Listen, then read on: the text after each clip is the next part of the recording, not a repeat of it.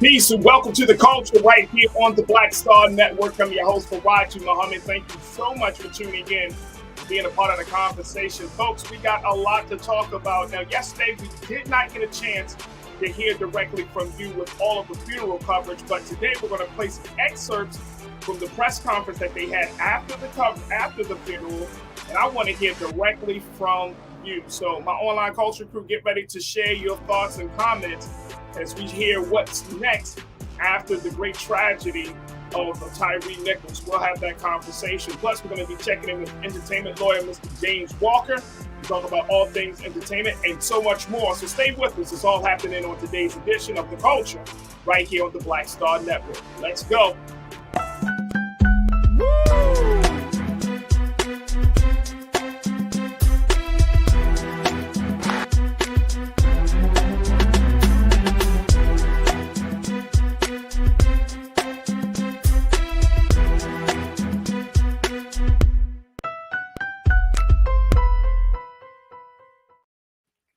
Folks, welcome to the culture here on the Black Star Network. I'm your host, Farajii. Thank you so much for tuning in and being a part of today's conversation.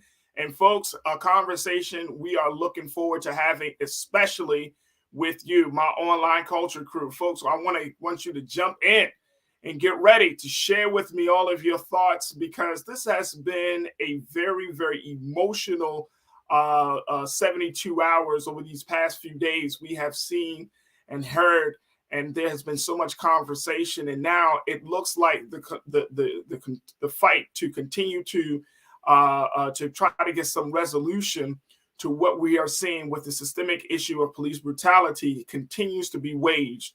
And yesterday we shared with you just some comments from Attorney Ben Crump, Reverend Al Sharpton, and of course, from the great family of Tyre Nichols. But today, we wanted to share with you some comments coming from Vice President Kamala Harris, Attorney Ben Crump, and more, because after the funeral, these national leaders came together to hold a press conference to talk about what's next. What can we expect from the legal side? What can we expect from the legislative side?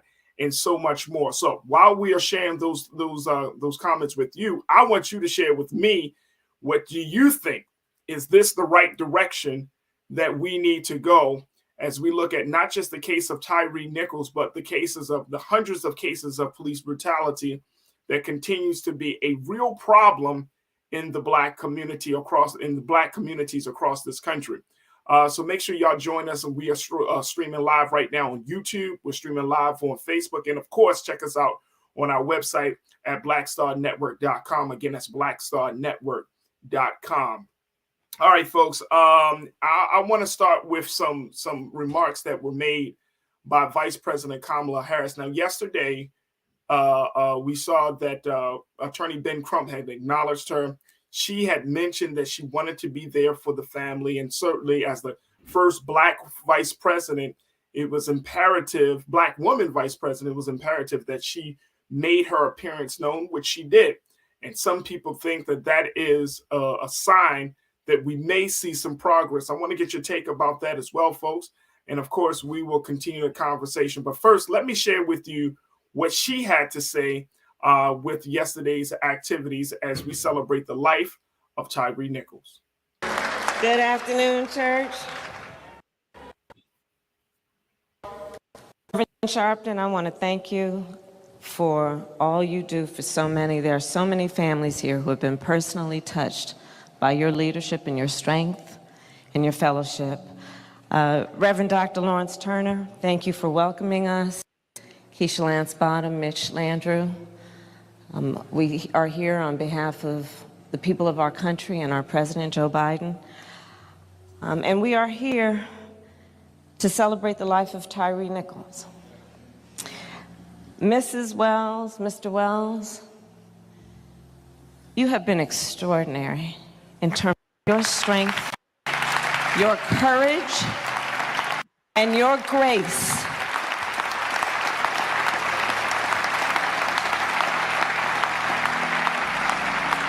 And we mourn with you, and the people of our country mourn with you. And I I'm going to be very brief. Mothers around the world, when their babies are born, pray to God when they hold that child that that body and that life will be safe for the rest of his life. Yet we have a mother and a father who mourn the life of a young man who should be here today. We have a grandson who now does not have a father. His brothers and sister will lose the love of growing old with their baby brother.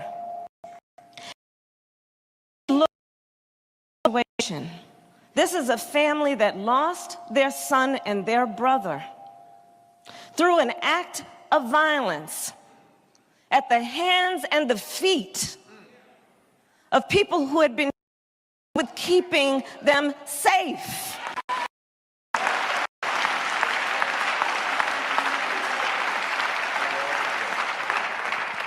And when I think about the courage and the strength of this family, I think it demands that we speak truth. And with this, I will say, this violent act was not in pursuit of public safety. That's right. It was not in the interest of keeping the public safe, because one task was not it in the interest of keeping the public safe that Tyre Nichols would be with us here today.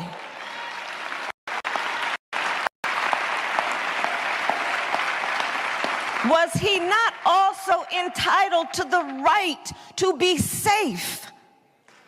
So when we talk about public safety, let us understand what it means in its truest form. Tyre Nichols should have been safe. That's right. That's right. So I'll just close by saying this. I was, as a senator, as a United States Senator, a co-author of the original George Floyd Justice and Policing Act.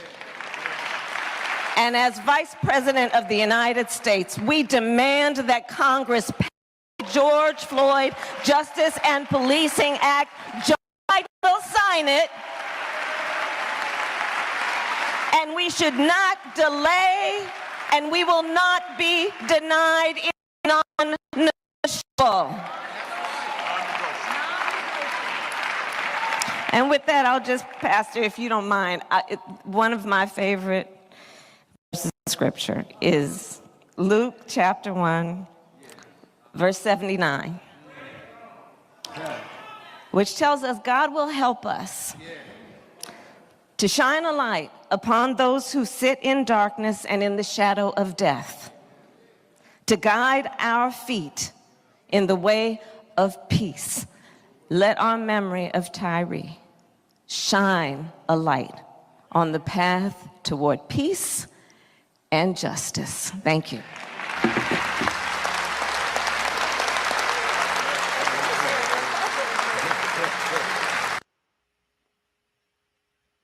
Of course, folks, that was Vice President Kamala Harris. And I want to get your take on this, what Vice President Harris had to say. Post your comments in our chat section on YouTube as we're streaming live on Facebook and, of course, on blackstarnetwork.com. I have to say, folks, that I saw some people making some criticism about the Vice President as she gave her remarks. I didn't see anything necessarily wrong or crazy that she said.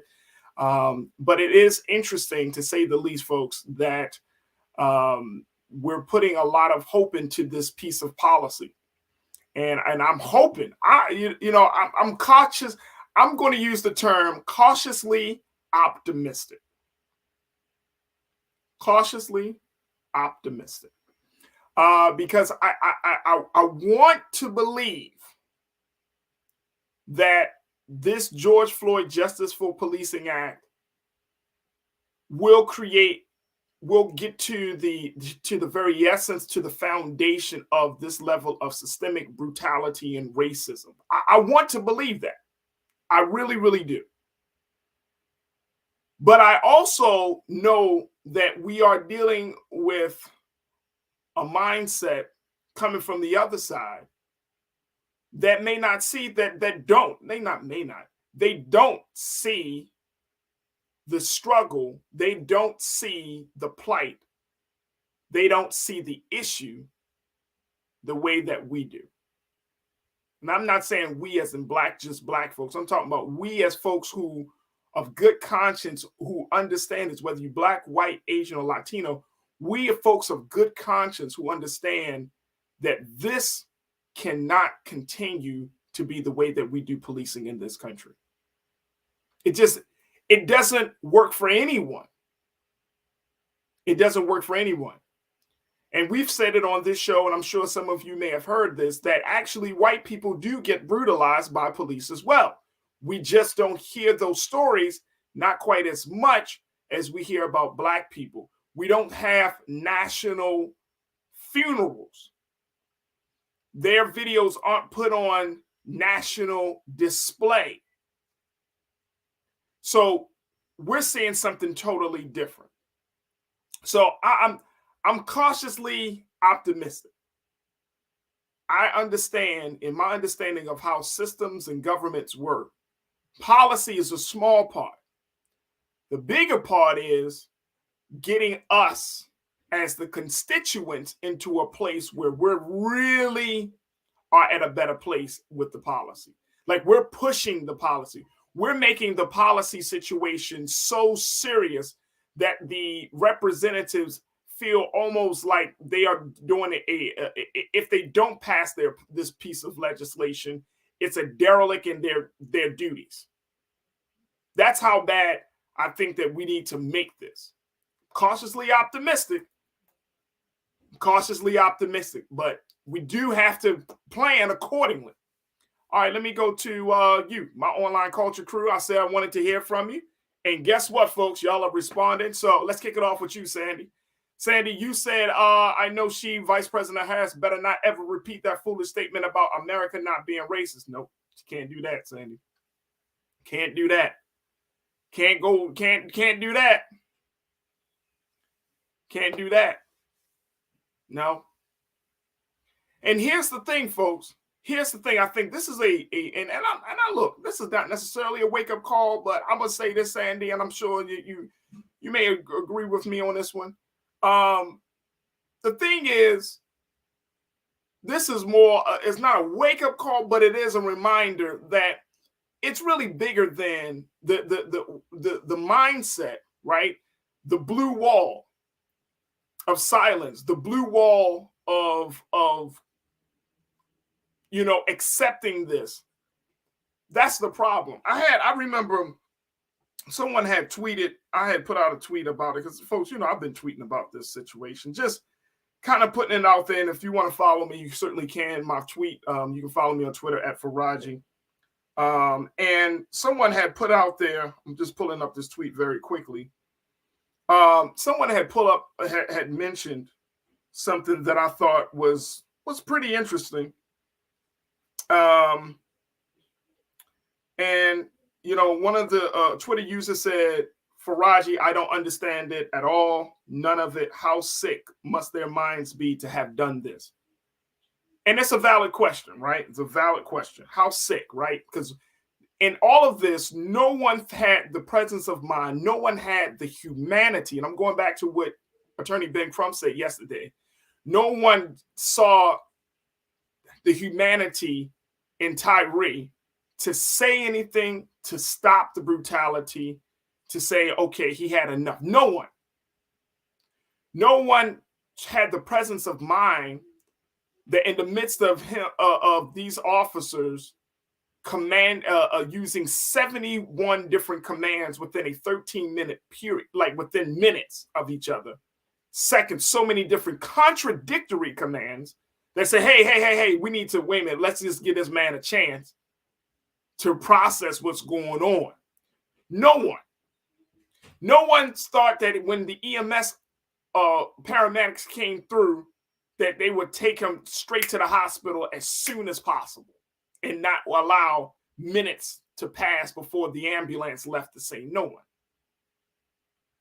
So it's not necessarily now, it's not even necessarily about a color of the skin. It's about a culture. It's about a system. It's about all of that.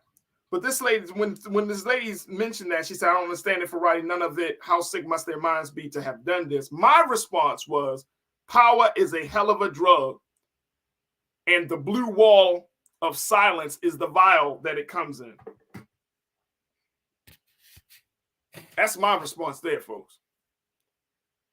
Power is a hell of a drug, and the blue wall of silence is the vial that it comes in. Presence of mind. Look, I got to take a quick pause. When we come forward, we're going to get more of your thoughts. Stay with us. A lot to talk about as we continue to share with you the remarks made at Tyre Nichols' funeral, and I want to hear comments from you. Stay with us. It's The Culture here on the Black Star Network.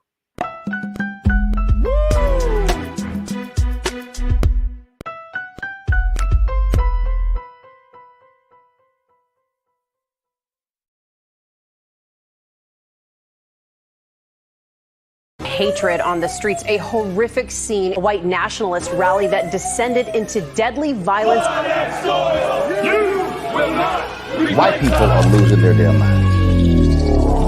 As an angry pro-Trump mob storms the U.S. Capitol, We're about to see the rise of what I call white minority resistance. We have seen white folks in this country who simply cannot tolerate black folks voting. I think what we're seeing is the inevitable result of violent denial. This is part of American history. Every time that people of color have made progress, whether real or symbolic, there has been what Carol Anderson at Emory University calls white rage as a backlash. This is the rise of the Proud Boys and the Boogaloo Boys. America, there's going to be more of this. Here's all the Proud Boys, guys. This country is getting increasingly racist in its behaviors and its attitudes because of the fear of white people. The fear that they're taking our jobs, they're taking our resources, they're taking our women. This is white fear.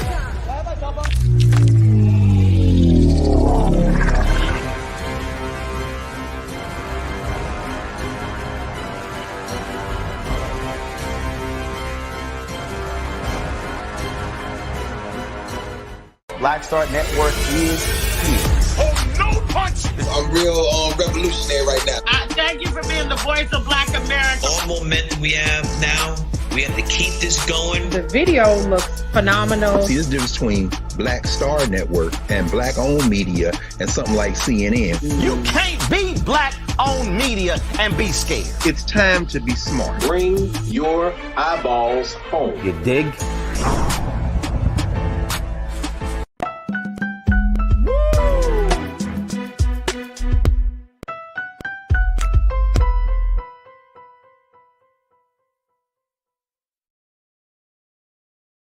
All right, folks, welcome back to the show. We are going to be just kind of listening and giving you a chance to hear some of the remarks that were made by some of the national leaders at yesterday's funeral procession in celebration of life activities for Tyre Nichols. And we played the full remarks made by Vice President Kamala Harris, who emphasized and is advocating for the passage of the George Floyd Justice for Policing Act. We're going to continue to, of course, have conversations about that, but I want you to share your thoughts as we are playing these excerpts from yesterday's activities. Very quickly, let me go to Wendell very quickly. Wendell Muhammad, you checked in and said, who created the system? Who is head of the system? What does it look like? You said, what does it look like? Who's in control of that system? Guess who? I think you know where I'm going with this. Yeah, well, that's true. That's true, Brother Wendell. And we understand all of those questions. We know the answers to all of those questions, right? We know the answers to all of those questions. And I think that you and I are both probably on the same page of this, that we have to create a heaven for ourselves now instead of waiting for it in the by and by. We can't keep. We don't know how long this system is going to be up for. We don't know what dramatic change is going to take place. But I can't think about tomorrow if I'm living. I can't think about saying a heaven is coming tomorrow and I'm living in hell today.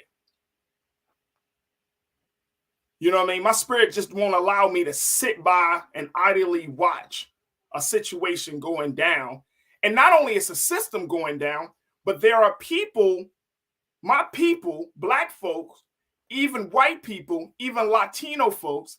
You got people who are wrapped up in the system and are being taken down by the system, right?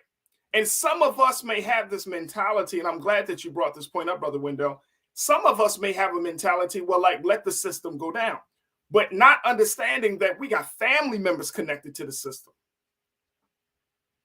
Our livelihoods are connected to the system, right?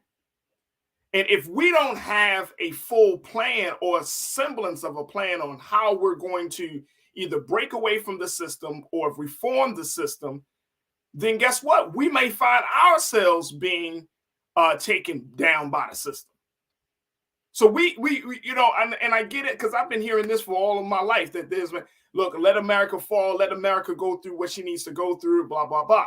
But at the end of the day, we are all taking advantage of this system. We are all connected to this system. And so we have to determine how the best way we can disconnect ourselves and what's on the other side of that. What's going to be the alternate reality? What's going to be the ultimate goal for all of us? All right, let me go to another clip from yesterday. And who we have, I want to just, and as we have this conversation, team, I want to make sure that I'm introducing the right clip. So I want to go to, let's go to Reverend Sharpton. He says so much. And again, this is where Reverend Sharpton is. And, you know, as a person who is a student of the movement, there is, you know, I really start to appreciate those who walk the path. Now, we may not always agree. I may not always agree with the good Reverend. I may not always understand his moves, but it's okay, because at the end of the day, this man has put in some time. He's put in some work. And I believe that he has the heart to try to do something for the people. So these are some remarks that Reverend Sharpton made after the funeral when they had their press conference. Make sure y'all tune into this part as well, because this, again, is after the funeral. They had another press conference to kind of chart out what's the next step as the family is seeking justice for Tyre Nichols. Take a look. Let me be clear that when we get engaged in a battle, we engage to the end. As you may have seen, as late as last year and this year, if it was Ahmaud Arbery's trial, if it was Trayvon, if it was George Floyd's trial, we were there with the families, or we were marching on the prosecutors. We want to put this county on notice that we intend to be at the trials and arraignments. We are mountain climbers. Yes. And we are going to fight this battle with this family. We do not get involved in National Action Network and other groups. And as Ben Crump, as the Attorney General for Black America, we do not get involved to just do funerals. I'm not a funeral director. I'm an activist. And we do funerals as part of raising attention. Secondly, it is imperative that the United States Senate and Congress deal with the George Floyd Justice and Policing Act. Civil rights organizations, the 8 legacy groups, including National Action Network, had virtual meetings set this week with Senator Schumer and with King Jeffrey to talk about how we introduce the George Floyd Act. Attorney Crump and the family and I have talked to Senator Cory Booker about it. All roads lead to legislation. We are not going to stop until legislation is signed. Martin Luther King III and Andrea Waters King of the Drum Major Institute and National Action Network is calling for tens of thousands to meet us in Washington on August 26th around continuing the dream, protecting the dream, including the George Floyd bill, which is why we have many of the families fly in. So this is not the end of a funeral, but the beginning of a movement around legislation. As McCarthy meets with the president on the national debt ceiling, we're going to engage them on the debt owed Black America. The Congressional Black Caucus has invited the family up to the State of the Union. We do know the state of our community, and we intend to be diligent about it.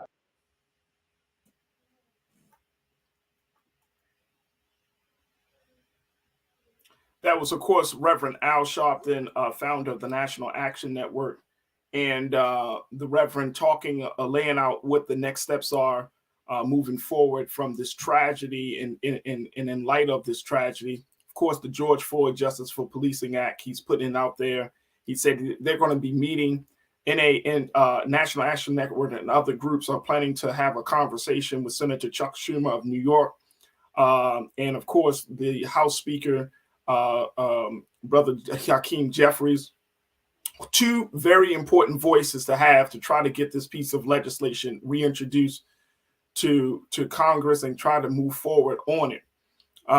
So that is big. Again, I understand the point of policy, so I'm cautiously optimistic, but I like the other piece that Reverend Sharpton said, that if we're going to have a conversation about the national debt ceiling, there needs to be a conversation about reparation, about what is owed to Black people in this country as a result of the 440 plus years of oppression that we still are suffering under. And so there has to be a national conversation about that. And there has to be some assurance that there's going to be a national push for that as well. So I think all of these are in play. And again, one of the things that I appreciate about Reverend Sharpton and those who are working with him is the fact that you do need a national infrastructure to help carry the burden of this type of work. This work is not easy, folks. If you've done any community organizing, I've done community organizing on a local level, but when you're talking about taking in a family like the Nichols family, when you're talking about organizing and galvanizing, bringing people and legislation together, when you're talking about keeping the word out, and you heard Reverend Sharpton say, he said, I'm not a funeral director, I'm an activist. The funeral is used to bring attention. So for those of us who may say, well, why are they doing this funeral? It's to bring attention. It's along the same vein as what we saw with the great tragedy of our little brother Emmett Till, and why his mother wanted to keep the casket open.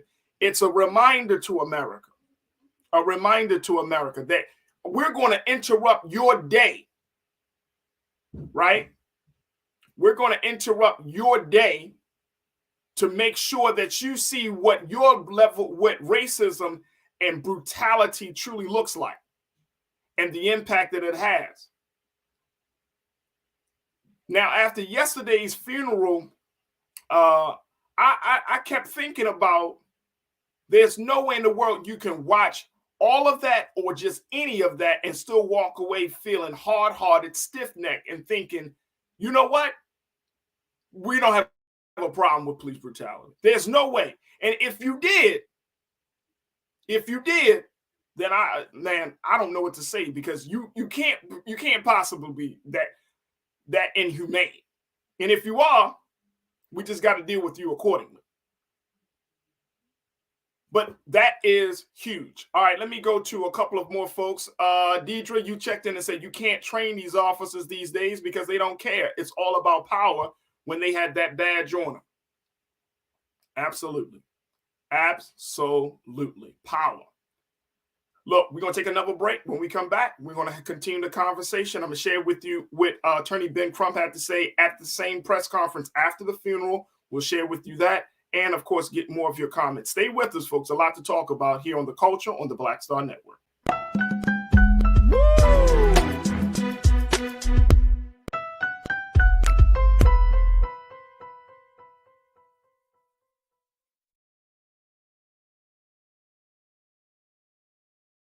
hatred on the streets, a horrific scene, a white nationalist rally that descended into deadly violence.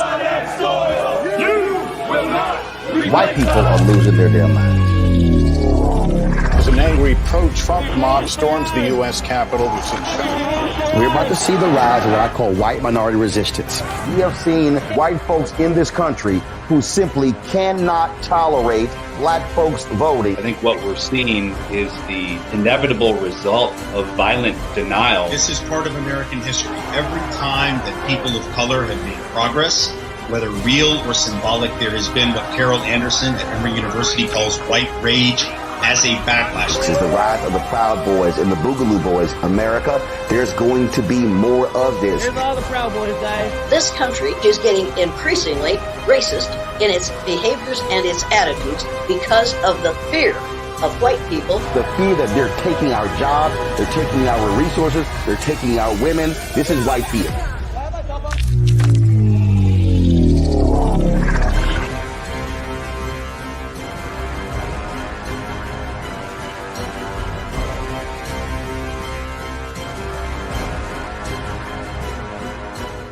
Black Star Network is here. Oh, no punch! I'm real revolutionary right now. Thank you for being the voice of Black America. All momentum we have now, we have to keep this going. The video looks phenomenal. See, this difference between Black Star Network and black-owned media and something like CNN. You can't be black-owned media and be scared. It's time to be smart. Bring your eyeballs home. You dig?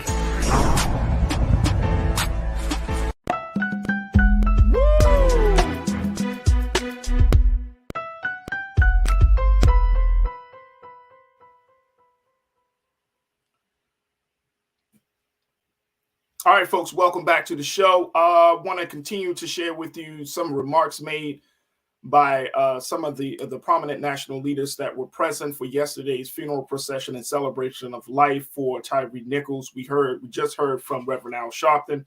I want to share with you a little bit of what Attorney Ben Crump had to say after the funeral. Again, this is the press conference that they organized after the funeral to lay out what the next steps are. So we shared with you what Ben Crump said inside the church during the funeral.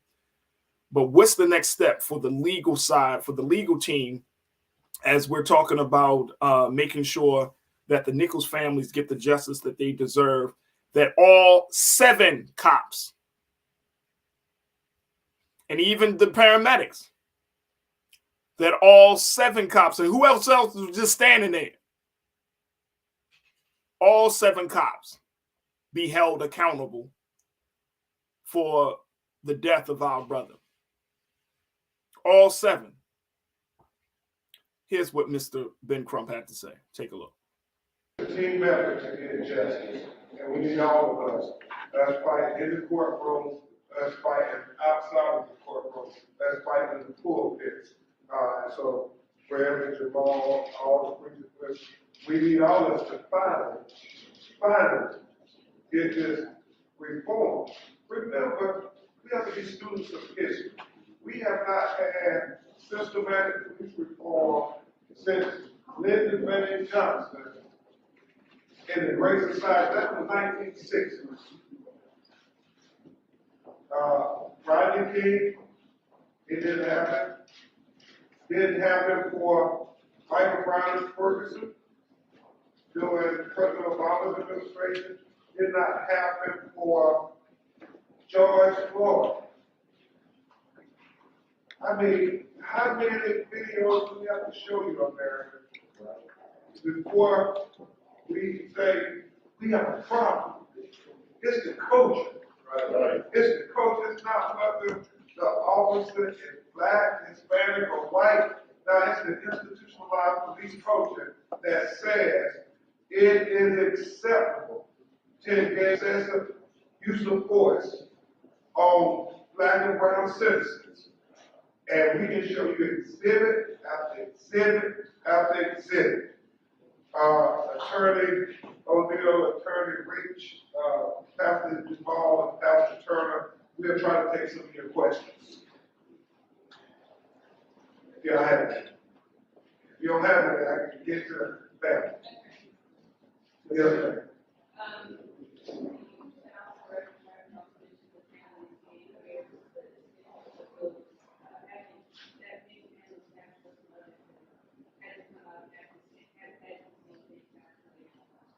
You know, it's so significant to show America that these are not isolated incidents. For years, for decades, they would say, when black people say the police brutalized us, nah, we think y'all just exaggerating and y'all are lingering and so forth. We can have scars and bruises, but it didn't matter until we got video. That was the game changer. I told Madam Vice President, I said, whatever we do, we got to continue to fund body cam video because we got to be able to see what's happening. Transparency is the only thing we can depend on. And you want to be me today, interpret it for you. You want to be Pastor Brown or Pastor Charlie, nobody to interpret it for you. You can see it with your own eyes. I told them, video is so important because if we got transparency, then we can get accountability, and then we can get to trust. And that's what it's about. And the blueprint is set out here. I don't never want to hear them say it, Attorney O'Neill, that we got to wait a year, we got to wait 2 years, like, with Eric Garner and Tamir Rice. They can't say that anymore because the Tyre rule is 20 days. Start counting. We see a video of the crime, whether it's white police officers or black police officers. That's not the blueprint. And we can't do this just with black police officers. We got to do this when any police officer brutalizes us.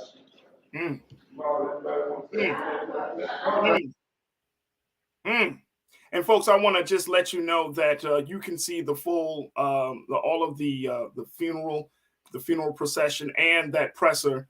You can see it. We're streaming it now on blackstarnetwork.com. Again, we're streaming all of that from yesterday's activities, yesterday's celebration of life activities on blackstarnetwork.com. But let's process that for a minute, right? The Tyre rule, 20 days. 20 days, folks. And see, that may just be the very thing. This is the silver lining of what we are seeing right now. The silver lining is we didn't have a time frame in that policy until this tragedy took place. Now we got a time frame. Now it adds more meat to the policy. The Tyre rule, 20 days. Woo. We're not just calling for justice to come rolling down when it's ready to roll down. We're calling for swift justice. 20 days. See, when you add a little time to the policy, it makes it even more real. And then if the policy is approved, if it's voted on, that timeline becomes etched in stone. And that's important for us because it gives us some sense of relief to the burden of carrying the pain. Because we're carrying the pain. And you heard our brother, he's talking about Tamir Rice. He's talking about Eric Garner. I mean, we haven't really gotten any full justice out of these past cases of brutality because there was no timeline on it. So each tragedy, as much as it is a loss, it adds a little bit more to the gain and to the progress of where we're trying to take this whole situation.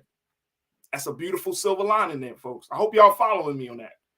All right, let me go to Truth is Power. My God, Truth is Power. You posted a few things, so I'm going to try to get a couple of your remarks in. You said, one, I'm tired of saying, he was a good person. I want to see preventive action to keep these young men alive. Facts. Before this happens, double facts. And we've got the letter, voice be heard through a vote. Yep, you're absolutely right. Truth is Power. You also added, tragedy shouldn't bring us together. We should already be united as one before the tragedy happens to prevent it from happening. We've seen this over and over again. What is it going to take? That's facts. That's facts. Funerals bring families together all the time, though. You know that. Truth is Power. Funerals bring families all together all the time. Sometimes the tragedy is necessary to bring light to a situation, so that way that new path can be laid. But it comes from the pain. And I'm not going to the stars on this one, folks, but someone asked a question. I think I heard a minister or reverend say that the real ministry of Jesus didn't start when he was alive. It started when he was crucified. Whew. So sometimes the darkest periods of our life actually serves as the incubator and the catalyst for the change that we've been seeking. So you can't condemn the darkness, because in the darkness, there's life. In the darkness is the possibility of something new. That's how that's how nature, that's how the universe works. The universe don't always create in the light. It creates in the darkness. So something new can come out of dark, tragic situations. So that's the yin and yang of life. Let's get one more in before we wrap up. Let me see from Wendell, you said we have become a habitation of devils, as the Bible says. We are acting like beasts in the field. Unfortunately, brother, we're seeing that type of mentality. And let me just say this very quickly before we take our next pause. Don't think that white America, or don't think that Latino America is not in on this. I'm convinced at this point, folks, everybody is tired of being lied to. Everybody is tired of seeing the children of white supremacy, racism, and oppression, and systemic bias. Everybody is tired. We all are feeling the brunt now. White America, Black America, we all are feeling the brunt now. So for white America, the benefit is, look, I got my children coming into this world. I don't want to condemn my children or my grandchildren to a world and to a system that's going to hate them as soon as they're born. So I may have to do something to relieve this burden. But the other part of it is this. You can't stop truth from emerging. We are all tired of being lied to. We are all tired of being played. We're all tired of being seen as widgets, as part of a system, and not seen as human beings.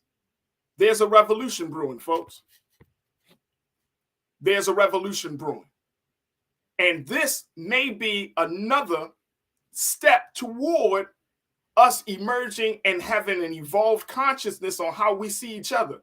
When you see this level of disdain and inhumane behavior, it will make you think about your own humanity just as much as you think about the humanity of Tyre Nichols.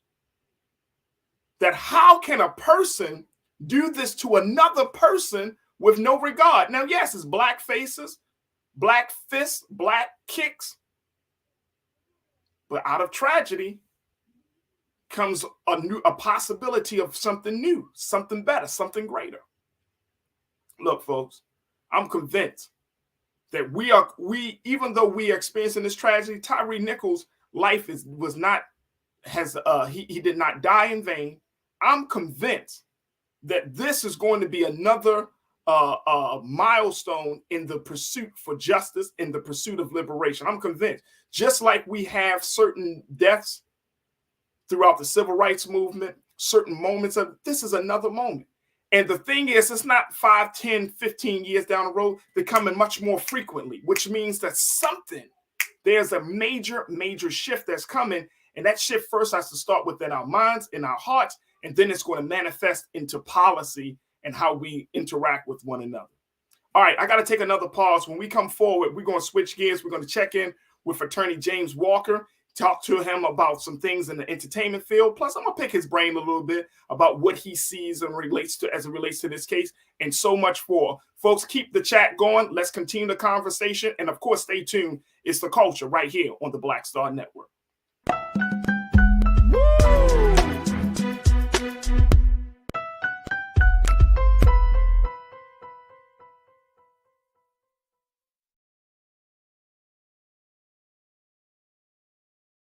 When you talk about blackness and what happens in black culture, we're about covering these things that matter to us, speaking to our issues and concerns. This is a genuine people-powered movement. There's a lot of stuff that we're not getting. You get it, and you spread the word. We wish to plead our own cause. Too long have others spoken for us. We cannot tell our own story if we can't pay for it. This is about covering us. Invest in black-owned media. Your dollars matter. We don't have to keep asking them to cover our stuff. So please support us in what we do, folks. We want to hit 2,000 people, $50 this month, raise $100,000. We're behind 100,000, so we want to hit that. Y'all money makes this possible. Check some money orders. Go to P.O. Box 57196, Washington, D.C. 20037-0196. The Cash App is $RM Unfiltered. PayPal is R Martin Unfiltered. Venmo is RM Unfiltered. Zelle is Roland at RolandSMartin.com.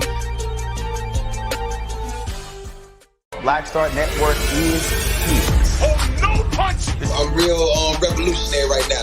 Thank you for being the voice of Black America. All momentum we have now, we have to keep this going. The video looks phenomenal. See, there's a difference between Black Star Network and black-owned media and something like CNN. You can't be black-owned media and be scared. It's time to be smart. Bring your eyeballs home. You dig? Hatred on the streets, a horrific scene, a white nationalist rally that descended into deadly violence. White people are losing their damn minds. As an angry pro-Trump mob storms the U.S. Capitol, We're about to see the rise of what I call white minority resistance. We have seen white folks in this country who simply cannot tolerate black folks voting. I think what we're seeing is the inevitable result of violent denial. This is part of American history. Every time that people of color have made progress, whether real or symbolic, there has been what Carol Anderson at Emory University calls white rage as a backlash. This is the rise of the Proud Boys and the Boogaloo Boys. America, there's going to be more of this. Here's all the Proud Boys, guys. This country is getting increasingly racist in its behaviors and its attitudes because of the fear of white people. The fear that they're taking our jobs, they're taking our resources, they're taking our women. This is white fear.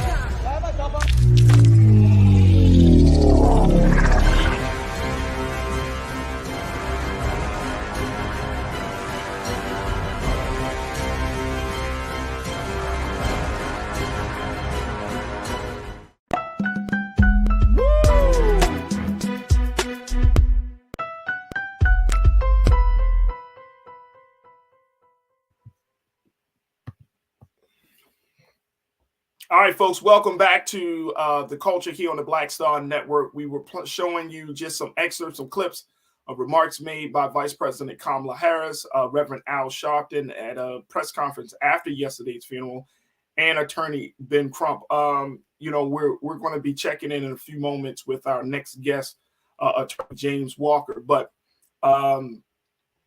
we were talking about, you know, what the next steps were. And let's be clear about what those next steps look like, folks. We're talking about the passage of the George Floyd Justice and Policing Act. We're talking about adding, not just the passing of that act, but adding what Attorney Ben Crump says called the Tyre rule, which is the timeline of 20 days for us to expect some level of justice, right? Which is an understandable timeline. I always thought that it was interesting. In the state of Maryland, they had the Law Enforcement Officers' Bill of Rights. And this particular policy, which was certainly a huge piece of legislation that was advocated and lobbied for by the police unions in the state of Maryland, protected officers that in cases like this, that officers would have, you know, up to 7 to 10 days to not make a statement, to retain an attorney, and to take care of all of the legal stuff before they even question about a particular incident. It was a huge protection, a huge shield for law enforcement officers. And I found it to be very interesting. And I remember going to the Capitol in Maryland, Annapolis, and we were, you know, it just wasn't me, of course. It was organizers and activists from various organizations across the state who were lobbying state leaders in Maryland to do something about police brutality. That effort would happen a session before the killing of Freddie Gray in Baltimore City. So before Freddie Gray was killed, and when we were seeing the national conversations around from everything from Trayvon Martin to Michael Brown to other cases, Maryland, in the state of Maryland, myself and others, we were saying this could happen in Baltimore. This could happen in Maryland. And as a result of that, they didn't listen. They didn't hear it. And then boom, the session, I think, ended, the legislative session in the state of Maryland, I think, ended in February or March. Freddie Gray was killed in April of that same year. And we were all like, you see what I'm saying?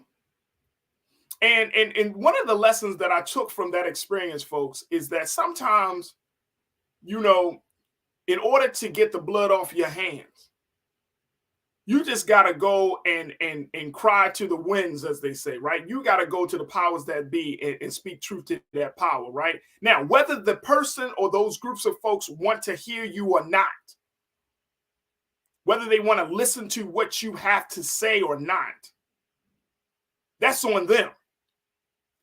But to clear your conscience and to get the blood off your hands, you can't sit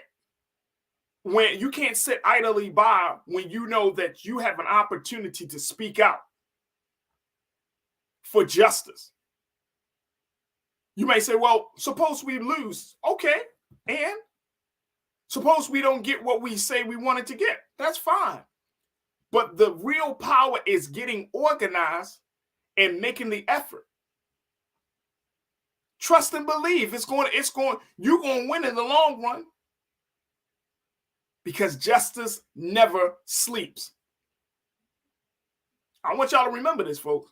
See, in this country, we're made to believe that because we see the courts, they don't prosecute those who are responsible for the killing of people, whether they're black or white, whether they're police officers or not. We say, oh, well, their courts let them off, so therefore they're innocent.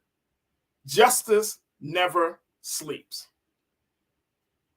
And so I want us to keep that in mind, that in our fight to get justice in these cases of police brutality, we can't lose the spirit, we can't lose the desire, and we can't start to become hopeless that we think, oh man, this is never going to change anything. It will change. It will change. And you know why it changes? And you know why we need to keep fighting? Because I don't want my children, and I'm certain that I don't want your children or your grandchildren. We should not want the next generation to bear the burden of being in this fight, and we pass it on to them. Systemic racism, oppressive policing, right? We're passing that on to them when we give up the fight. We're passing on to them hopelessness and despair when we give up and refuse to fight. We're passing on to them weakness when we give up and refuse to fight. Justice never sleeps. All right, let me get my very special guest for today.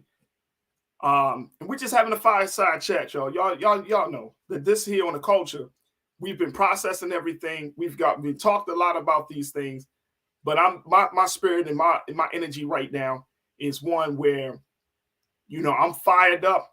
I'm very sad about what happened to our brother. I'm sad about this state that we find ourselves in, but I'm still hopeful because I know that, again, out of tragedy, a new reality can come into existence. But I'm very excited and happy to have my brother joining me here. He's an attorney in the entertainment field. He's been doing a massive work in there. making sure that artists and athletes and other creatives get their just due in a field and in a system that sometimes will want to take the talent and leave the money. And so this brother, he did something massive. He took one of the biggest distributors of music to court, and he won. He won this huge class action lawsuit he did against BMG years ago. He won a major lawsuit that was for artists and for creatives at that time years ago, and he won. And guess what? He hails from an HBCU in the great city of Washington, D.C. Y'all know which HBCU I'm talking about. Howard University. So I'm happy to have Attorney James Walker joining us here today. Mr. James Walker, good afternoon. Welcome to The Culture here on the Black Star Network, brother. How are you? My brother, it's good to be here. I love your show, man, and I love what you said. I marched Saturday through New York with Tamika Mallory and a whole bunch of young people. My sisters, yes. Yes, one of my closest friends. And one of the things that you said that I love is not leaving it for the next generation. I like the way you put that. I never looked at it that way. I was in New York doing one of our Broadway plays, asked Tamika what was going on in the city with partners on a Broadway play. And she said, hey, there's a march today at 5. There's a rally. So I went to the rally at Washington Square, and these young people marched 40 blocks.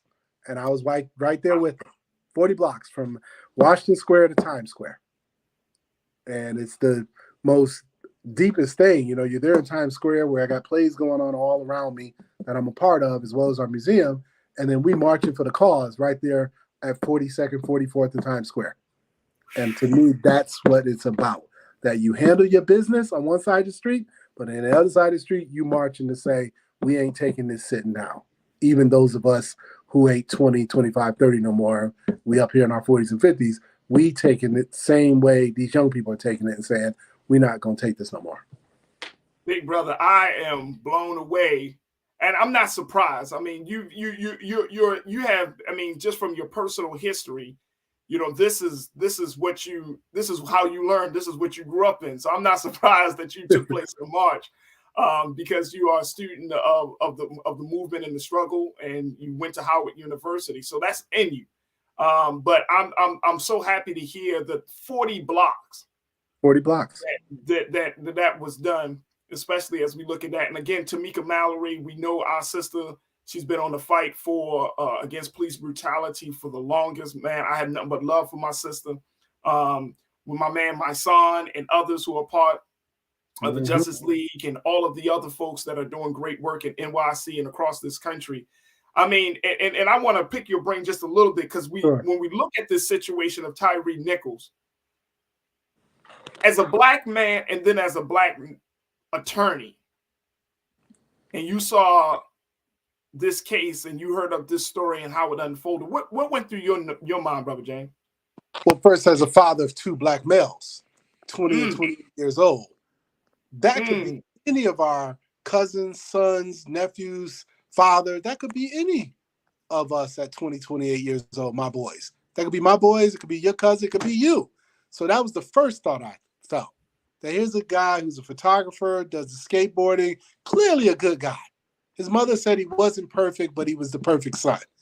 And she talked about at the funeral how she just couldn't put into words how wonderful of a person he was. And you feel that when you read his website. I'm so proud that they read his website on TV and they give him his due. But yeah, my first thought was, I thought it was white people at first. And then when I found out it was us, I was even more upset because, as everybody has said, you know, we've all been to Memphis. I've been to that Lorraine Hotel. My son's a baseball player. We've played baseball in Memphis. I know Memphis. Memphis is not an easy town. You know, it's got some rough spots. But to see our men, our Black men, and I understand they may be members of Omega Psi Phi, a fraternity. Yep. Yes, sir. I'm an alpha, and I love my Omega brothers. I love all my Greeks.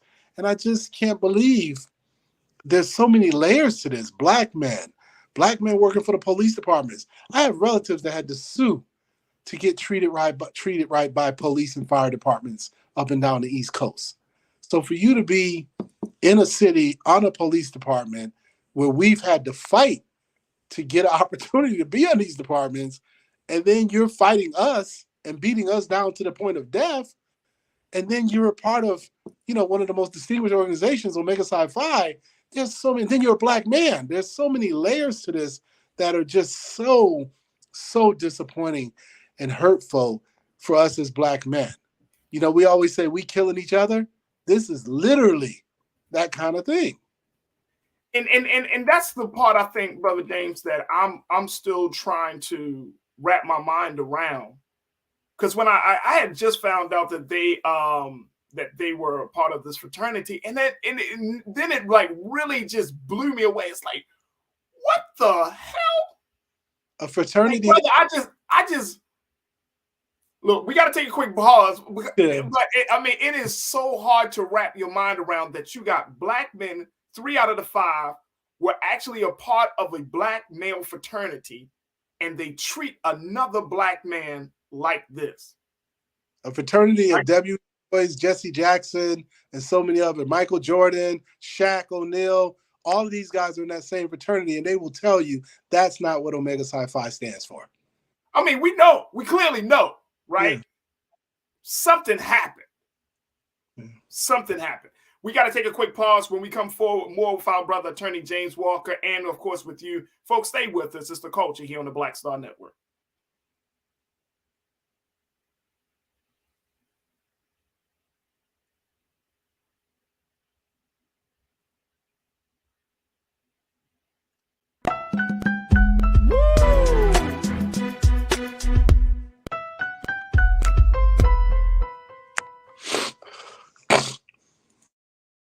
Hi, I'm Dr. Jackie Hood Martin, and I have a question for you. Ever feel as if your life is teetering and the weight and pressure of the world is consistently on your shoulders? Well, let me tell you, living a balanced life isn't easy. Join me each Tuesday on Black Star Network for A Balanced Life with Dr. Jackie. We'll laugh together, cry together, pull ourselves together, and cheer each other on. So join me for new shows each Tuesday on Black Star Network, A Balanced Life with Dr. Jackie.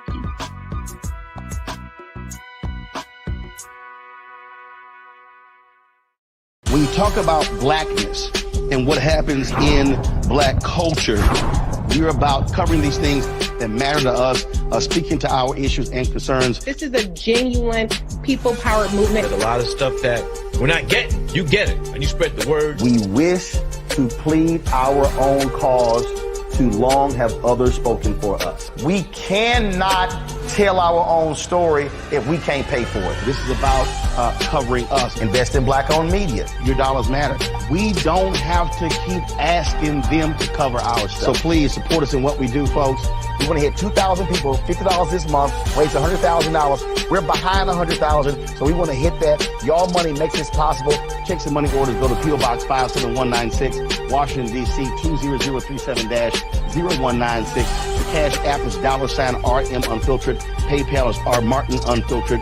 Venmo is RM Unfiltered. Zelle is Roland@RolandSMartin.com.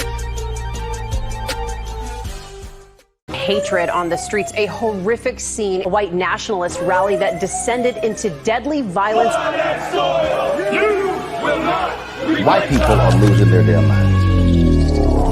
As an angry pro-Trump mob storms the U.S. Capitol, we've seen We're about to see the rise of what I call white minority resistance. We have seen white folks in this country who simply cannot tolerate black folks voting. I think what we're seeing is the inevitable result of violent denial. This is part of American history. Every time that people of color have made progress, whether real or symbolic, there has been what Carol Anderson at Emory University calls white rage as a backlash. This is the rise of the Proud Boys and the Boogaloo Boys. America, there's going to be more of this. Here's all the Proud Boys, guys. This country is getting increasingly racist in its behaviors and its attitudes because of the fear of white people. The fear that they're taking our jobs, they're taking our resources, they're taking our women. This is white fear.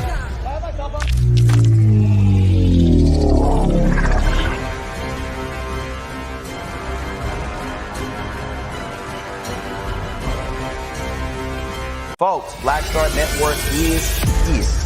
Hold no punches. I'm real revolutionary right now. Support this man, Black Media. He makes sure that our stories are told. Thank you for the voice of Black America rolling. I love y'all. All momentum we have now, we have to keep this going. The video looks phenomenal. See, this difference between Black Star Network and Black-owned media and something like CNN. You can't be Black-owned media and be scared. It's time to be smart. Bring your eyeballs home. You dig?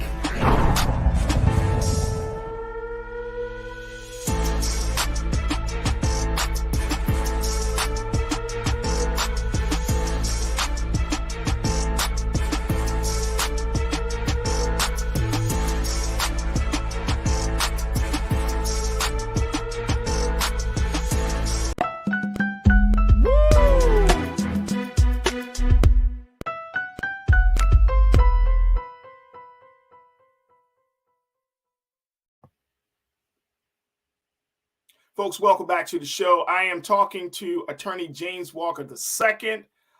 He is an entertainment attorney. He's a Broadway producer. He's an author. He's a business analyst. And today he's joining us to provide his analysis and insights on everything from Tyre Nichols and so much more. Of course, folks, we want you to join us in the conversation because no conversation is complete without you, my online culture crew. So make sure y'all throw y'all comments into the chat. We're streaming live on YouTube and on Facebook. And, of course, you can go to our website at blackstarnetwork.com. All right, Big Brother James, bringing it back to you. The fact that these three out of the 5 Black police officers for this Memphis, the former officers, were part of a Black fraternity. Mm-hmm. Maybe you can help me to make sense of this, brother. How are you a part of a Black male fraternity, but then engage in the brutality and the ultimate death of a Black man? Well, I think all of us have some bad apples. Alphas, Kappas, Sigmas, Qs, AKs, Deltas, you name it. We all got some bad apples. And we don't know if these brothers were actually active in their local chapters. We don't know if they were active on the national level.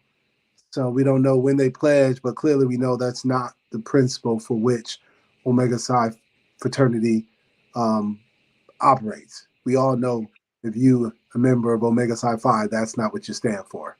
I know many of the brothers pledged at Howard, where I went to school. Howard is the Alpha chapter of the fraternity, and they're just good brothers. And it's disappointing to them. Many of them are upset to see these guys wearing the Omega bracelets on their wrists as they're beating that guy down. And I think for us as a society, it's a wake-up call. It's a wake-up call that there is a mentality in these police departments, whether Black or white, that the officers apparently are taking on. They're putting on that stripe and they're putting on that culture behind that stripe or that blue uniform. They're not just putting it on and saying, okay, I'm in here to make change. They're putting it on and saying, hey, I'm one of the good old boys. Now I got this uniform on and I got a baton on my waist as well as a gun, and I'm going to go out here and kind of maintain, the status quo of what we know these police departments historically has done to our society. And I almost think I was telling, some of the marchers Saturday, like, you almost want to go after the federal government and say, look, you're not doing enough to protect my people. You have institutional operations that systematically work together for the demise of Black people. And I'm not trying to sound like, I'm militant or something, but I just think if you look at history, now I'm saying keep it real, brother James. It's the culture, bro. Keep it 100. I know no, you didn't because go ahead, brother. I'm sorry.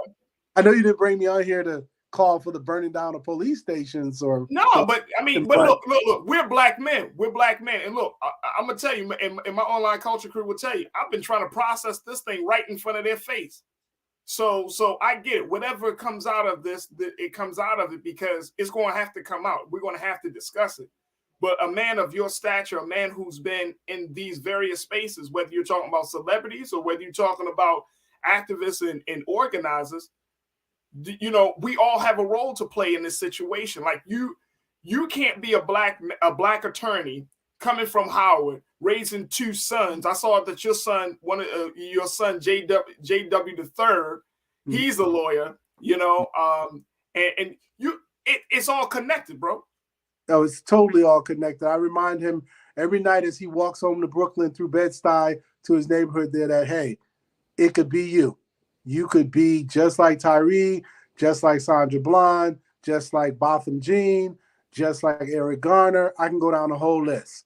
It could be any one of us when we walk out of that safe corporate office we think we're in and stroll the streets of America in D.C., New York, Chicago, L.A., Atlanta, Mississippi, St. Louis. Where did this one happen at? Memphis, anywhere. Yes, and the sad thing is now we know it could even be any one of us with one of us on the other side of the car in a police uniform that has our hue and our skin complexion, but definitely doesn't have our heart to do something this tragic for this family and for us as a community. Absolutely. And speaking of heart, Janelle, one of my online culture crew members, she brought up that very point. She said some folks leave the fraternity when they graduate. They only see themselves as brothers while they're pledging. They carry the card in their wallet, but not the oath in their heart. Good point. Very good point, sister. That's definitely true. I want to emphasize this all of the big organizations. I don't want to single out Omega Psi Phi because it's all of us got bad apples who this could have been any of our bad apples. I don't want to make them feel singled out. And we, again, don't know the act of the brothers were. And like the sister said, some of them look at it as just an undergrad thing. I know for me as an alpha, I live with the principals every day, 24/7. I'm very closely connected to the brothers that I came in with, and we work around the clock in our chapter in DC trying to make sure we're upholding the light of what alpha stands for, as I know many Omega Psi Phi brothers are doing in their various chapters.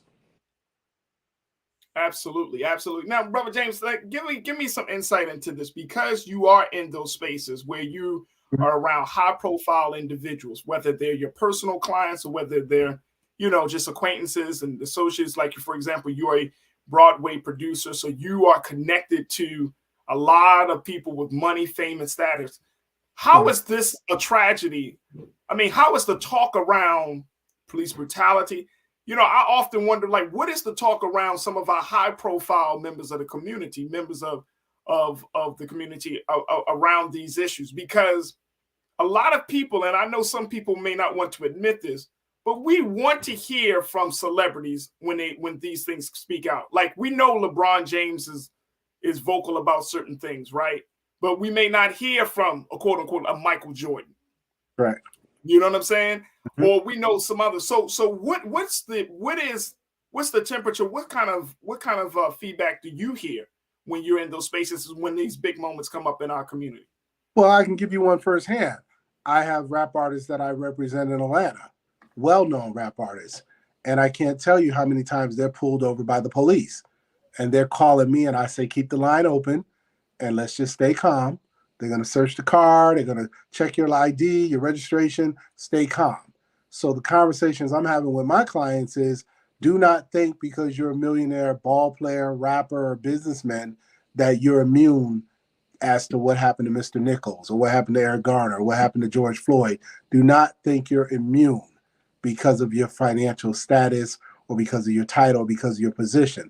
I'm very real with my clients. And I try to tell them, be mindful when you step off that basketball court or baseball field or out that rap studio. To them, you just a black you-know-what. And if you cross the lane the wrong way or you jaywalk or do anything that brings attention to yourself or not, there's a potentiality you could have a serious situation on your hand with some of these rogue police officers. So I try to teach my clients, and the conversations are, sometimes they don't believe it because they live a life where they feel like they're immune, but most of the times they do see okay, this is real. And I want to point out something you said about Michael Jordan versus LeBron. Social media has become the equalizer. LeBron and company knows they post something about a George Floyd or Tyre Nichols, they're going to get 1 million comments on social media with the power to the fists up. Michael Jordan, Dr. J, my era, they came up where their advisors are telling them, hey, don't speak out on black crime. Little boys killing themselves over your sneakers, just take the high road. Don't touch that because you'll lose your endorsement deals. Corporate America is not comfortable with that. You know what I mean? Had Kaepernick happened back in 85 or 90, I don't know if Nike would have been as behind it as they were in these. It's kind of the in thing now to stand with Kaepernick. I have a client that we have a documentary debuting tomorrow night. I'm giving you exclusive. I have a client debuting on Showtime tomorrow night. Mahmoud Muhammad. Chris Jackson, people know him. He used to play for LSU. He's a ball player. Mr. Mahmoud. He will be on Showtime tomorrow night for a documentary on his life as one of the first guys who refused to say the anthem when he played for the Denver Nuggets. And it destroyed his whole NBA career. Now we're celebrating him. This documentary tomorrow and the piece I did with him on ESPN about 2 years ago, now he's coming back and everybody's behind Mahmoud. But 20 plus years ago, his house was burned down when he refused to stand for the national anthem. We had to have security. We had to make sure he was safe because back then it wasn't the in thing for these athletes to take the stance that LeBron is taking. So to your original question, there's conversation now because the culture has said it's okay. But 20, 30 years ago, the culture wasn't standing with Mahmoud. They weren't standing with the guy that played for the Bulls. I forgot his name, the point guard that played with Michael Jordan, Craig. Like Hodges?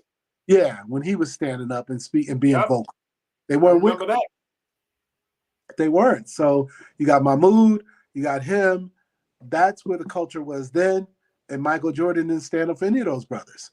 Now you fast forward 20 plus years later, LeBron is going to get kudos. Matter of fact, if you don't speak up, you might be attacked now.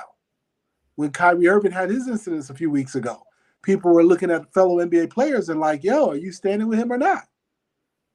So the culture now dictates that you speak up. So because of that, it's cool to have a conversation now. Now, do these guys really believe that they could get pulled over by police and harassed? Some do, some don't. But they at least now will post it on their social media. If you go look today, I've had everybody's hashtagging Tyre Nichols. So, and I think so. I'm glad that you brought that up, Brother James, because that means that there is some progress that's being made, right? Like from a cultural standpoint, it sounds like we're forcing, because behind the culture, there's corporate America. Behind the rapper, but behind the basketball player and the football player, behind the actor and actress, corporate America, Hollywood, New York, Washington, D.C. So we're seeing that really culture does have some power and influence to force corporate America to say, all right, we're going to have to start accepting this. We saw that, with Cap. Like you said, if Cap was born back then and he had taken a stand, say 20 years ago, he would have been banned for life.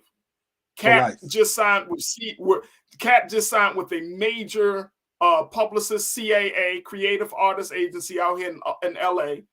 Cap he just did a book deal that he dropped last year, a children's book. He did the piece with Ava DuVernay with his show. I mean, Cap is still content. Cap is still making money. Cap is not being blackballed from the culture. Correct. Cap has shown. You see what I'm saying? So they're still. So essentially. I'm sorry, I didn't hear you. You said you let me. Okay. Cap has shown it's the in thing now. Yeah, to speak up. You can speak up now and you can survive it. But let's go back 50 years ago with Muhammad Ali. He was the first one that lost 3 years of his life when he wouldn't go to Vietnam and he spoke out. Ain't nobody in Vietnam called me the N-word. What am I going there for? And he lost millions and millions of dollars in the prime of his career.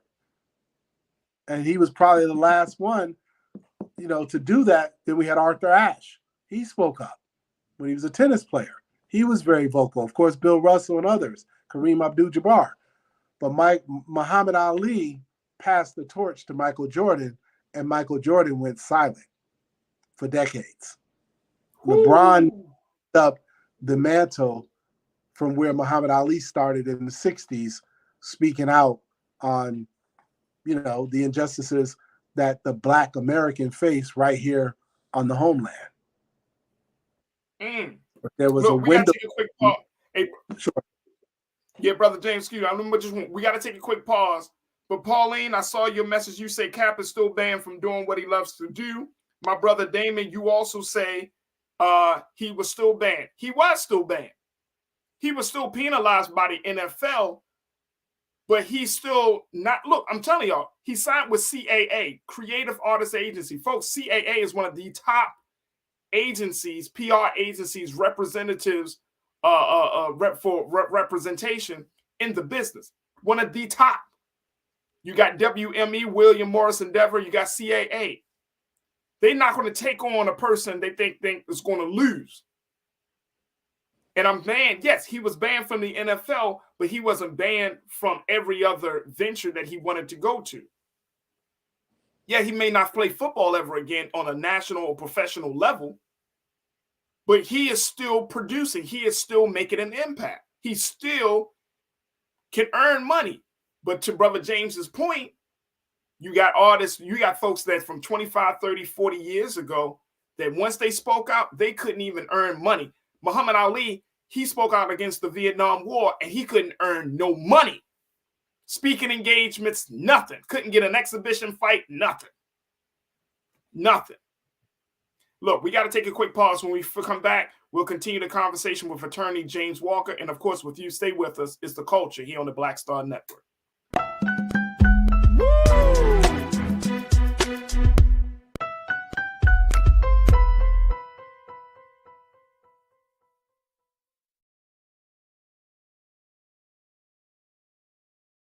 I'm Deborah Owens, America's Wealth Coach, and my new show, Get Wealthy, focuses on the things that your financial advisor and bank isn't telling you, but you absolutely need to know. So watch Get Wealthy on the Black Star Network.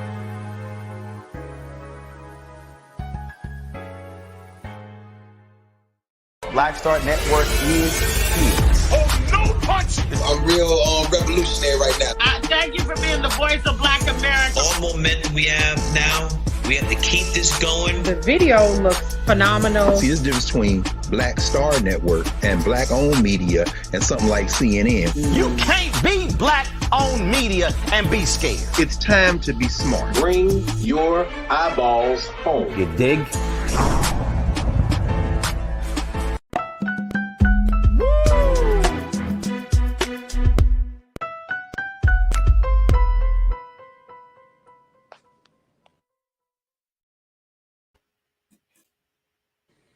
All right, folks, welcome back to the show. We've been talking to Attorney James Walker, entertainment lawyer, Broadway producer, author, analyst, business analyst. Brother's doing so much more, taking law and taking his activism to the next level. Certainly happy to have my brother on with us, especially during this day, during this time, to give us some analysis and some context about what we're looking at, and more importantly, what we should expect moving forward as we continue to honor the life and the legacy of Brother Tyre Nichols, and as we continue to have the bigger conversation around systemic racism and brutal policing. I want to make a correction, Damon. You said that you were talking about Chris Jackson, not Kaepernick, being blackballed. So I want to correct myself. I thought you were speaking about Cap being blackballed, but I appreciate that, brother, for making that distinction. And again, I apologize for misinterpreting your statement online. I'd hate to do that. So I'm looking at the chat, brother, Brother James, and we got so much great conversation going on our YouTube chat that sometimes I miss the references, but my brother Damon, he understands, and I appreciate you. And again, brother, I didn't mean to misinterpret your statement. But back to that piece, you're absolutely right. And this is why we even have a show called The Culture, Brother James, because I think that we don't spend enough time and put enough emphasis in realizing that our culture does play a huge part. Like, if we're not in a space where we understand that our shared traditions, our values, how we relate to one another really influences everything that's around us, or is being influenced by everything that's around us, then we're going to see ourselves out of the loop. Black culture is on full display in this country right now, and I'm sure you're seeing it from the vantage point that you're working in. You're dealing with high-profile clients that are worth millions of dollars. People follow every word. People follow every action that they do. These young men, these young women, and these older men and women, they are the leaders, for lack of a better word. And I wanted to kind of delve into that a little bit, Brother James, because if they are the leaders, should we put so much expectation on them? If they are a sports figure, so now we expect every sports figure to be Cat. Well, yes and no. Yes and no. I think if you're going to put out $200 sneakers for me to buy, and you're going to invite me to come support your concert, your game, and your merchandise and your movies, you have some duty to this community to make sure we all elevate. It can't be all take in terms of we supporting your basketball, we supporting your music, we supporting your restaurants, we supporting your plays, we supporting your clothing line, we supporting your liquor, we supporting your just everything. If you're going to come at our community and ask us to be that base for you, then I think, yeah, there is some duty on your part to make sure the least amongst us is protected, and to make sure that the least amongst us, if not the majority of us, is getting a shot at a fair and equitable lifestyle and opportunities and safety and everything. You just can't move into your $10 million mansion that we basically pay for and put nothing back into the other side of the track that got you there. You can't do that. You just can't. I remember early on in my career, Ice Cube. I was at an event with Ice Cube. They were raising toys for tots in LA. There's a big event every year in LA during the Christmas time. They raise toys for tots. And Ice Cube was one of the performers. And I was there on business, and I got to him backstage, and he got very much in my face. Like, look, man, just because we made it out the hood, don't believe we forget the hood. And I never forgot that. The intensity in his tone and just his tonality. When he said it to me, I was in my 20s. And it just really resonated with me when I asked him, like, hey, man, this is really cool. What made you do this? And he turned Ice Cube on me. Like, I thought I was on NWA record for a minute there, the way he kind of, kept like, come on, man, you don't know this? But it was a good reminder to me, like, yeah, that's the heart right there. We get out, but we like to say in my office, throw the key back in. You get into the building, you get into the, mix or whatever, throw the key back out for somebody else. You in the lobby, you in the play, you into this, you into that. Throw the key back out so others can get it. That's the duty on us who have made it. And some get it, like LeBron, and then some, unfortunately, where Michael Jordan was 30 years ago, he didn't see his role in this whole billion-dollar sneaker game and the violence that was associated with it and the crime of us young black men shooting each other for his sneakers. He saw none of that. Now he sees it now. He's giving out $1 million almost every other week, every time he turns around. And I'm proud to see that kind of evolution. Is he giving it out because it's from his heart, or is he giving it out because he understands social media is going to come for you if you don't give back with your level of billions? I don't know. That's between him and his God. I'm just glad to see he's finally engaging some of the issues that are nefarious in our communities. It's interesting because I was having a conversation this morning, Brother James, and I was thinking to myself, I said, it really, and I know this might sound crazy to some, but it must be a very hard job to be a black celebrity in 2023, right? Because why you get it's because remember this. Back in the day when I first started, the whole celebrity thing was built on mystique. You don't know them. They come out, they promote their movie. Eddie Murphy did it brilliantly. You see Eddie when a movie comes out, then he goes away. No interviews, no talk shows. He disappears for 9 months, a year. Then another movie comes out, and he reappears on the interview circuit. Luther Vandross, he comes out, he does 50 shows, then he goes away, and you don't see him for a season. He makes his money, goes home. With social media, they're never off. They're on, most of the time, even when there's no product out. They're on social media. They're being tagged. They go to the store. Somebody sees them. They post a picture. They go to a play. Somebody sees them at a play. They tag them, We had our play this weekend, the piano lesson. Denzel came through. His son was in the play. One of our lead characters. Will probably get a Tony from it, hopefully. And Denzel was dressed down, sweatsuit on.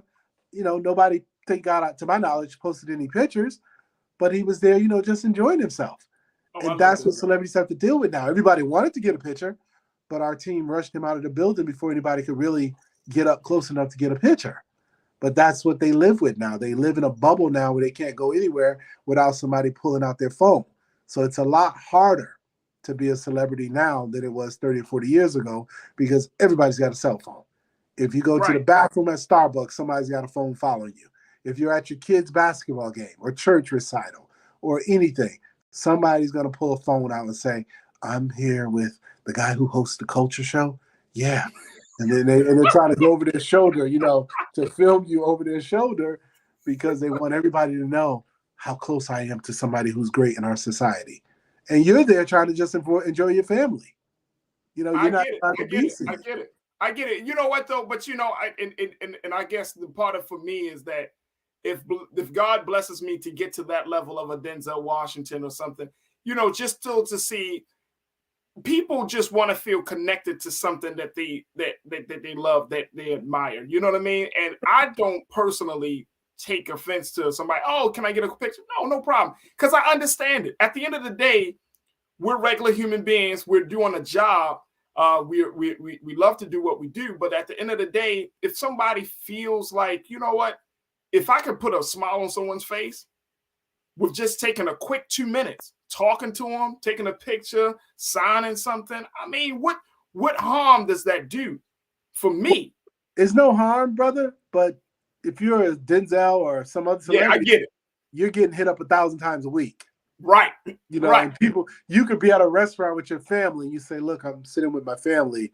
Please, respect that. And people are still trying to do what they do. Sometimes the public doesn't know how to I can imagine. And let you enjoy the moment. I can certainly imagine that. Now when we're talking about, and folks, I want you to post your comments as we're talking to Attorney James Walker, our brother who's given us some insight into this world. But as we're talking about this, Brother James, what about this idea of blackness, right? And blackness in Hollywood at this point. And of course, we're in an award season. Mm-hmm. And this is a time where our blackness is on full display. Of course, we're seeing it like from our sisters, Angela Bassett, Viola Davis. They're putting out these fantastic performances, this catalog of work that's worthy to be admired, right? Mm-hmm. But there's a big conversation in Hollywood and in these spaces in New York, Hollywood, about blackness. What does that mean culturally? What does blackness look like on film and on stage? What's your take on that discussion, brother? I have an interesting take. We are asking organizations like the Grammys or even the Oscars, the Golden Globes, the Oscars, the Golden Globes, for decades, we've been excluded. You know, Hattie McDaniels won one in the 50s, 60s, and Sidney Poitier won one. We can count on one hand how many blacks have won Best Actor or Best Actress in a leading part with the Globes or even the Oscars. So the question I have is, why are we looking for these organizations to validate us? That's the struggle I have as a black man. Now, if you tell me you want it because it's going to sell more tickets to your show, okay, I'll buy that. That's business. But if you tell me you need a institutional organization that has probably been racist for the first 75 years of its existence to really, really, applaud you and acknowledge you and give you the award, give you the nomination, I kind of think we're like going into the suburbs and asking them to tell us we're great. And they don't really want us in the suburbs.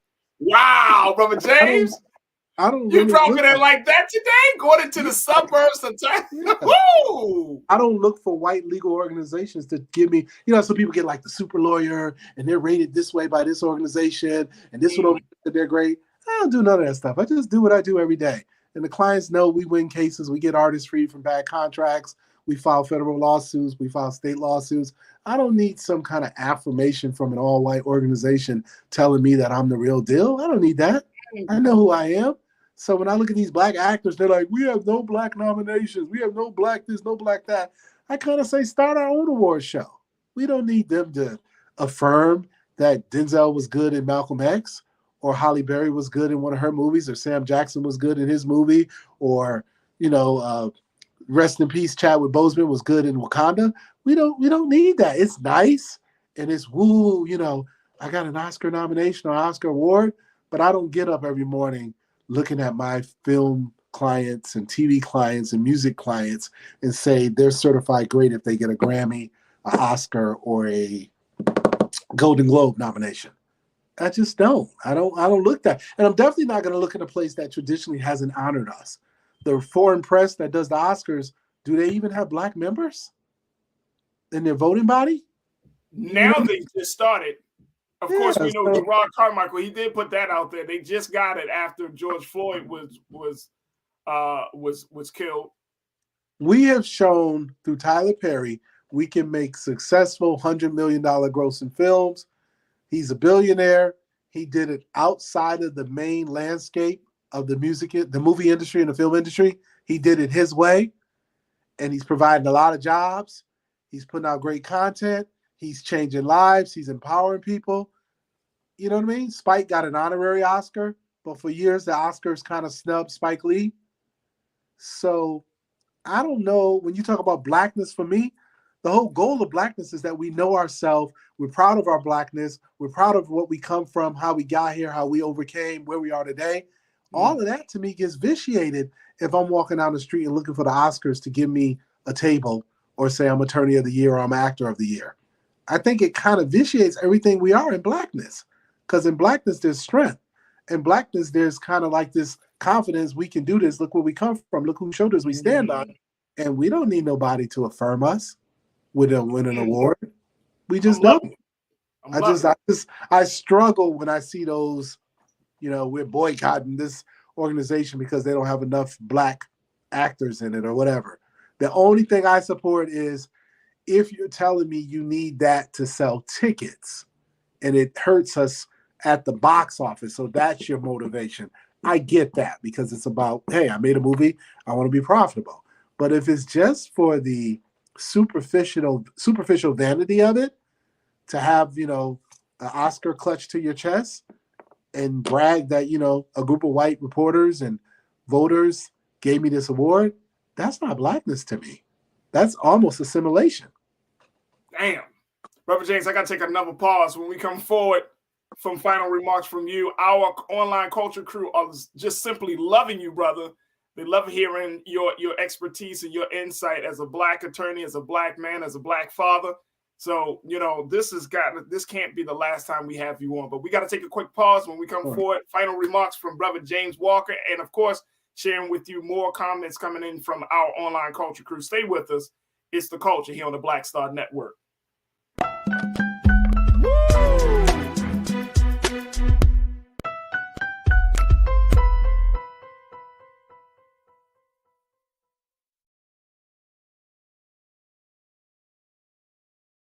Pull up a chair, take your seat. The Black Tape with me, Dr. Greg Carr, here on the Black Star Network. Every week, we'll take a deeper dive into the world we're living in. Join the conversation only on the Black Star Network. Black Star Network is here. Oh, no punch! I'm real revolutionary right now. Thank you for being the voice of Black America. All momentum we have now, we have to keep this going. The video looks phenomenal. See, there's a difference between Black Star Network and black-owned media and something like CNN. You can't be black-owned media and be scared. It's time to be smart. Bring your eyeballs home. You dig?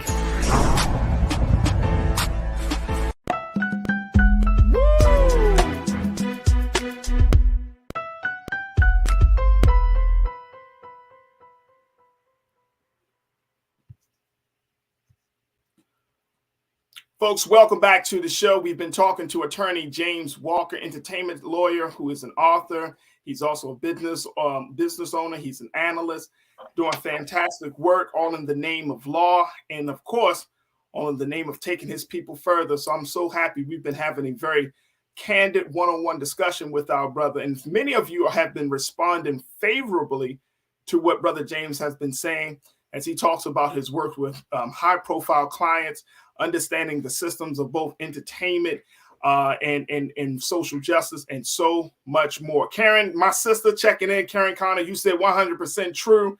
Celebrities are under scrutiny more now than ever. One wrong word, video, or post, and you risk blacklisting and or your personal insurance is subject to reduced coverage or cancellation. I like how you put that, Karen. I like how you put that. Your personal coverage. Absolutely. Absolutely. Thank you for checking in, Karen. Good to hear from you. Keith, my man Keith Smith, you said, if you're better than someone, why would you oppress them unless they don't know they are better or equal? Great question there, Keith. I like that. Let me ask a question. Yeah, go ahead, Brother Jay. Do you feel the movie Malcolm X was better because Denzel? Would the movie have been better or worse if Denzel got an Oscar for it? Does that change you watching Malcolm X? No. It's still a great movie. It's one of the greatest pieces of acting we've ever seen.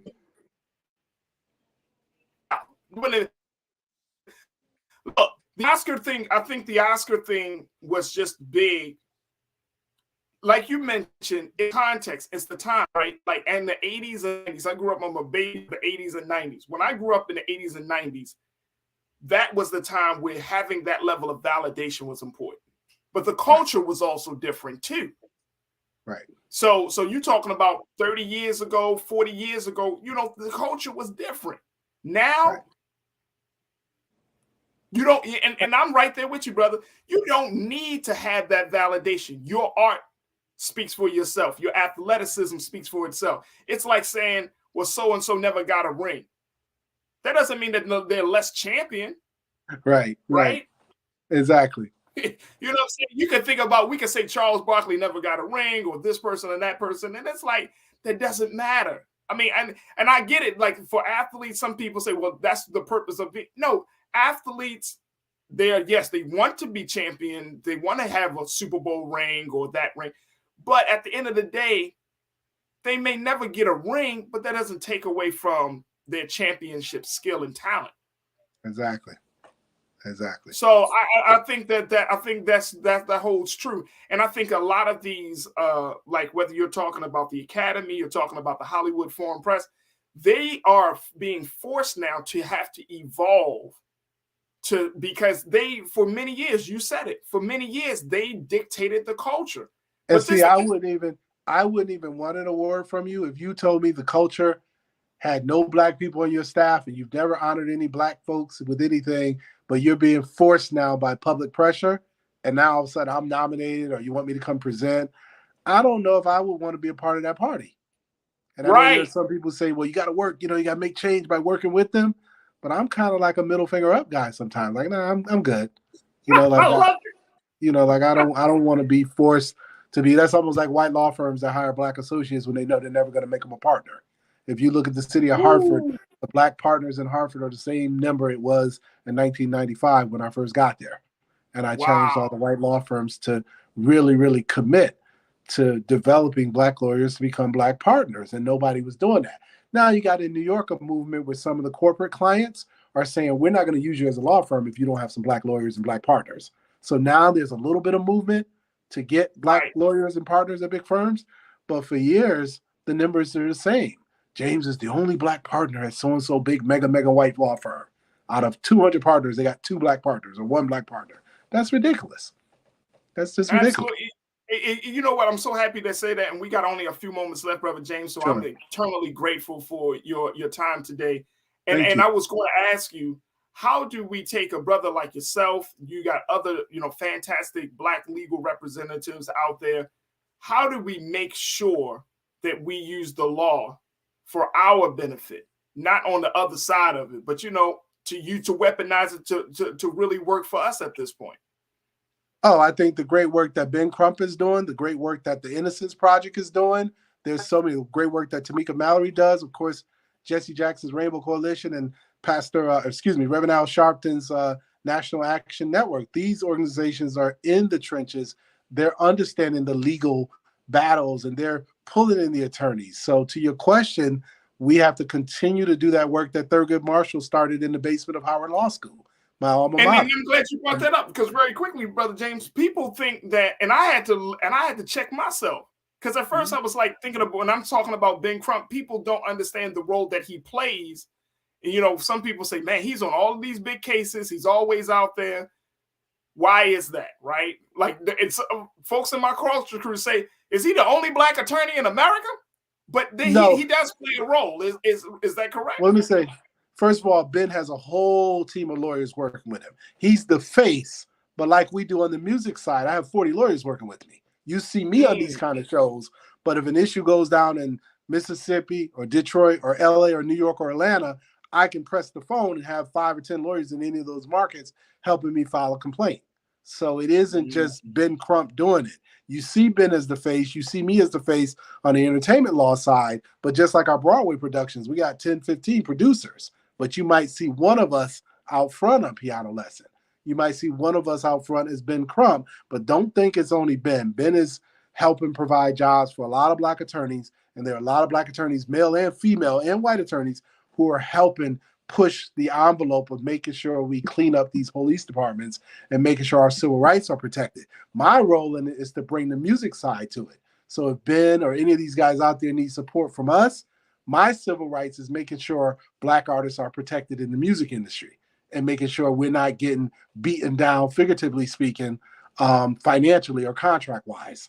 That's my role. That's kind of my civil rights, to protect us in the arts, because Blacks dominate in the arts. So we got to have somebody over there protecting us from ourselves. And we got guys like these 5 police officers. We got guys like them on the inside of these record labels and on the inside of these film and TV companies who are signing our people to bad contracts.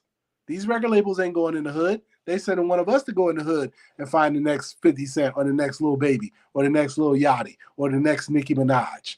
And that person is putting my client in a horrible contract. So the client comes to me 2, 3, 4, 5 years down the line, 10 million records sold. I'm only making 2 cents a record. I'm never going to recoup, James. And I have to then step in and get them out of a bad contract. I love how you said that. That's your civil rights. That's your contribution. Man, oh man, brother, I cannot thank you enough for your time. My culture crew says, Farajii, you got to bring this brother back. We got to talk some more. And I'm glad that you kind of laid out just the groundwork for us to understanding your work. We know that very quickly. I want to get this in very quickly. You are producing the Piano Lesson. Talk to us about that project. Yeah, we just wrapped up the highest grossing play on Broadway of the August Wilson franchise, The Piano Lesson. Now we go to London with the Temptations play, Ain't Too Proud. My partner also has MJ the Musical. My partner Leah also has Mandela over in London. And we also have a museum of Broadway at Times Square. So Black folks are really, really getting involved with Broadway. And we're out here just really, really making sure we are a part of that system and making sure we have quality content that reflects our people in a positive light. This is the most Black plays you've ever seen on Broadway.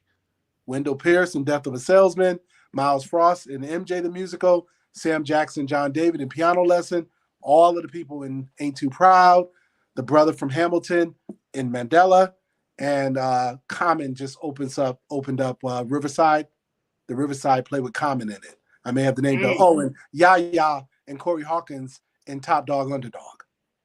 Wow. These are the most Black plays we've had on Broadway in a long time, where we got 6 or 7 Black plays up. And I'm encouraging everybody to support them so that we can maintain all of these producers who are spending millions and millions of dollars to get a play open on Broadway. You're talking $5, $10, $15 million to get a play open on Broadway. It is not cheap, but we've been fortunate. The Piano Lesson wrapped up and did very well. And we hope one day, to bring it hopefully overseas, if that's the vision of our lead producer, Brian Moreland. I hope to see it overseas one day. Brother James, I am so grateful again. Thank you so much. You're doing so much for the culture. You're doing so much for artists. You're doing so much for a lot of people across the board, but definitely for artists and creatives. It's more brothers like you that we want to have and need to have in the spaces, so that way we can get the creativity out. We can tell our story, and most importantly, gets what's owed to us. So I thank you so much, Brother James, and I look forward to reconnecting with you very soon. Thank you, brother. No, thank you for having me, man. It's a pleasure to be on the show, and thank Roland Martin for this network. That's my frat brother. He's the epitome of what A5A is all about. So there it is, my brother. Thank you so much. Attorney James Walker, check it in, folks. Entertainment lawyer, Broadway producer, and so much more. All right, folks, that's going to do it for us today. I thank each and every one of you for being part of the conversation. Did y'all enjoy that? Oh my gosh.